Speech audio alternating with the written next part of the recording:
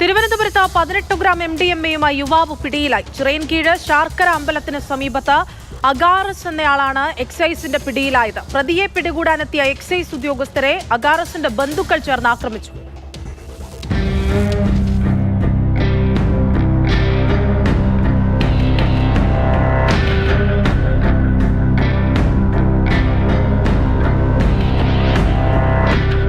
Thiruvananthapuram excise narcotic special സ്ക്വാഡിന് ലഭിച്ച രഹസ്യവിവരത്തിന്റെ അടിസ്ഥാനത്തിൽ നടത്തിയ പരിശോധനയിലാണ് അഗാറസ് പിടിയിലായത്. ചിറയൻകീഴ് ശാർക്കര അമ്പലത്തിന് സമീപം ദൈവകൃപ വീട്ടിൽ അഗാറസിന്റെ പക്കൽ നിന്നും 18 ഗ്രാം MDMA-യും കണ്ടെത്തി. ബന്ധുക്കൾ ചേർന്ന് എക്സൈസ് ഉദ്യോഗസ്ഥരെ ആക്രമിച്ച് പ്രതിയെ രക്ഷപ്പെടുത്താൻ ശ്രമിച്ചെങ്കിലും സാഹസികമായി കീഴ്പ്പെടുത്തി. പ്രതിയുടെ സഹോദരൻ, മാതാവ് തുടങ്ങിയവരുടെ നേതൃത്വത്തിലാണ് എക്സൈസിനെ ആക്രമിച്ചത്. സിവിൽ എക്സൈസ് ഓഫീസർമാരായ ആരോമൽ രാജൻ, ശരൺ എന്നിവർക്ക് പരിക്കേറ്റു.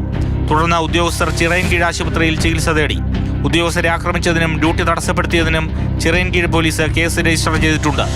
പ്രതിക്കെതിരെ ആറ്റിങ്ങൽ, ചിറയൻകീഴ് പോലീസ് സ്റ്റേഷനുകളിൽ നിരവധി ക്രിമിനൽ കേസുകളും MDMA കേസിൽ ജയിൽ ശിക്ഷയും അനുഭവിച്ചിട്ടുണ്ട് അഗാറസ്.